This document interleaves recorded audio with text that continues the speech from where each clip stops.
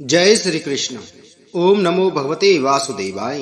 नमस्कार दोस्तों, स्वागत है आप सभी का हमारे चैनल भक्ति ज्ञान में। दोस्तों, आज मैं आपको चैत्र कृष्ण एकादशी पाप मोचनी एकादशी व्रत की कथा और महत्तम सुना रहा हूँ। धर्मराज युधिष्ठिर बोले, हे भगवान, आपने फाल्गुन मास के शुक्ल पक्ष की एकादशी का महत्तम सुनाया।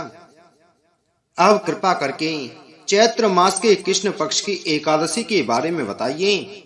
उसका क्या नाम है, कौन से देवता की पूजा की जाती है और उसकी विधि क्या है। भगवान कृष्ण कहने लगे कि हे राजन, यही प्रश्न एक समय राजा मानधाता ने लोमस ऋषि से पूछा था और जो कुछ उन्होंने उत्तर दिया था वही मैं तुमसे कहता हूँ। लोमस ऋषि कहने लगे, हे राजन, इस एकादशी का नाम पाप मोचनी है। इसके करने से अनेक पाप नष्ट हो जाते हैं। अब इसकी कथा सुनो। प्राचीन समय में कुबेर का चैत्र रथ नाम का एक बाग था। उसमें गंधर्वों की कन्याएं किन्नरों के साथ विहार करती थीं। वहां अनेक प्रकार के पुष्प खिल रहे थे। उसी वन में अनेक ऋषि तपस्या करते थे। स्वयं इंद्र भी चैत्र और वैशाख मास में देवताओं सहित वहां आकर क्रीड़ा किया करते थे। वहीं अपने आश्रम में मेधावी नाम के एक ऋषि भी तपस्या करते थे। वे शिव के परम भक्त थे। एक दिन मंजू घोषा नाम की अप्सरा ऋषि को मोहित करने का विचार कर वह के मारे उनके समीप तो नहीं गई, परंतु दूर बैठकर वीणा पर मधुर गीत गाने लगी। उसी समय कामदेव भी मेधावी ऋषि को जीतने के लिए तैयार हुए। उन्होंने उस सुंदर अप्सरा के भ्रू को धनुष, कटाक्ष को डोरी, नेत्रों को संकेत और कुचों को कुरी बनाकर मंजू घोषा को सेनापति बनाया। उस समय मेधावी ऋषि भी युवा और हष्ट पुष्ट थे। साथ ही यज्ञोपवी तथा दंड धारण किए हुए ब्रह्म तेज से युक्त थे। मंजू घोषा ऐसे सुंदर ऋषि को देखकर उनकी सुंदरता पर मुग्ध हो गई और अपने गीत, चूड़ियों और नुपुरों की झनकार तथा नृत्य कला द्वारा हाव भाव दिखाकर मुनि को रिझाने लगी। कुछ समय तक यही क्रम चलता रहा और अंत में कामदेव ने ऋषि को पराजित कर दिया। फलस्वरूप ऋषि मंजू घोषा के साथ रमण करने लगे और काम के इतने वशीभूत हुए कि उन्हें दिन तथा रात का कुछ भी विचार नहीं रहा। इस प्रकार बहुत दिन बीतने पर एक दिन मंजू घोषा बोली, हे मुनि, मुझे बहुत समय हो गया है, अब स्वर्ग जाने की आज्ञा दीजिए। तब मुनि बोले, आज इसी संध्या को आए तो हो, प्रातः काल होने तक चली जाना। मुनि के ऐसे वचन सुनकर अप्सरा कुछ समय तक और रुकी। अंत में उसने पुनः मुनि से विदा मांगी तो मुनि कहने लगे कि अभी तो आधी रात भी नहीं हुई है, कुछ समय और ठहरो। यह सुनकर अप्सरा ने कहा कि महाराज, आपकी रात तो बहुत लंबी है। आप जरा स्मरण कीजिए कि मुझको यहाँ पर आए हुए कितने वर्ष बीत गए हैं। उस अप्सरा की यह बात सुनकर मुनि ने समय का विचार किया तो ज्ञान हुआ कि अप्सरा के साथ रमण करते हुए उनको 57 वर्ष 7 मास और 3 दिन बीत गए।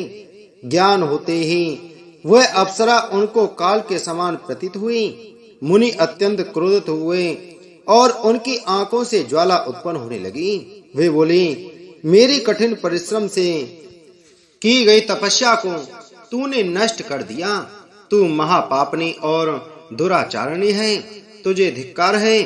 तूने मेरे साथ घात किया है, इसलिए मैं तुझे श्राप देता हूँ कि तू पिशाचनी हो जा। मुनि के श्राप से मंजू घोषा तत्क्षण पिशाचनी हो गई।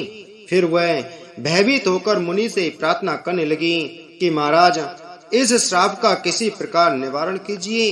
अप्सरा के दीन वचन सुनकर मुनि बोले कि अरे दुष्ट, यद्यपि तूने मेरा बहुत अनिष्ट किया है, परंतु फिर भी मैं तुझे श्राप से मुक्त होने का उपाय बतलाता हूँ। चैत्र मास के कृष्ण पक्ष की एकादशी का नाम पाप मोचनी है और वह सब प्रकार के पापों का नाश करने वाली है। उसका व्रत करने से पिशाच योनि से तेरी मुक्ति होगी। ऐसा कहकर मेधावी ऋषि अपने पिता च्यवन ऋषि के आश्रम में चले गए। मेधावी को देखकर च्यवन ऋषि कहने लगे कि अरे पुत्र, तूने ऐसा क्या अनर्थ किया जिससे तेरा सारा पुण्य क्षीण हो गया। तब मेधावी बोले, हे पिताजी, मैंने एक अप्सरा के साथ रमण करके घोर पाप किया है। अब आप इस पाप से छूटने का उपाय बतलाइए। तब च्यवन ऋषि बोले, हे पुत्र, चैत्र मास के कृष्ण पक्ष की पाप मोचनी एकादशी का व्रत करने से सब पाप नष्ट हो जाते हैं, इसलिए तुम इस व्रत को करो। पिता की आज्ञा पाकर मेधावी ऋषि ने भी विधि पूर्वक इस व्रत को किया, जिससे उनके सब पाप नष्ट हो गए।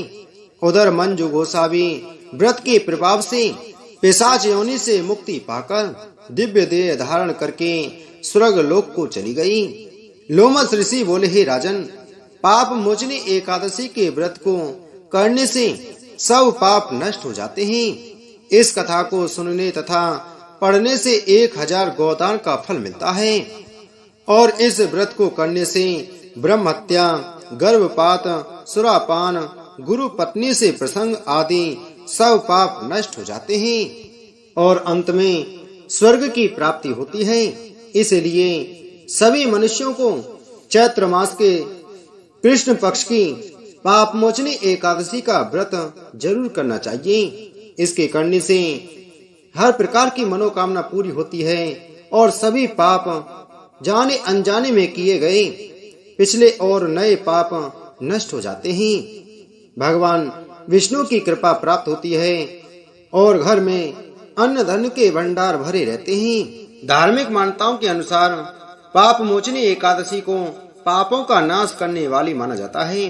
पाप मोचनी एकादशी का मूल अर्थ हुआ हर तरह के पाप से मुक्ति दिलाने वाली। इस व्रत को करने से तन मन की शुद्धता प्राप्ति होती है। साथ ही व्रत के दौरान जो व्रती गलत कार्यों को नहीं करने का संकल्प लेता है, उसके सभी दुख भी दूर हो जाते हैं। इससे व्यक्ति को मानसिक शांति मिलती है। पाप मोचनी एकादशी के बारे में भविष्योत्तर पुराण और हरिवासर पुराण में भी मिलता है। कहा जाता है कि जो व्यक्ति इस व्रत को रखता है, उसे 1000 गाय दान करने जितना पुण्य मिलता है। सभी पापों से मुक्ति मिलती है। इस व्रत को करने से मनुष्य जहाँ विष्णु पद को प्राप्त करता है, वहीं उसके समस्त कलुष समाप्त होकर निर्मल मन में श्री हरि का वास हो जाता है। पाप मोचनी एकादशी के दिन भगवान विष्णु के चतुर्भुज रूप की पूजा करने का विधान है।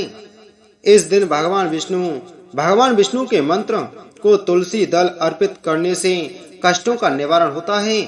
भगवान विष्णु की असीम कृपा बरसती है और श्री हरि की पूजा से माँ लक्ष्मी का भी आशीर्वाद मिलता है। पाप मोचनी एकादशी का व्रत करने से मनुष्य के लिए मोक्ष के द्वार स्वयं ही खुल जाते हैं। बोलो एकादशी महात्म की जय।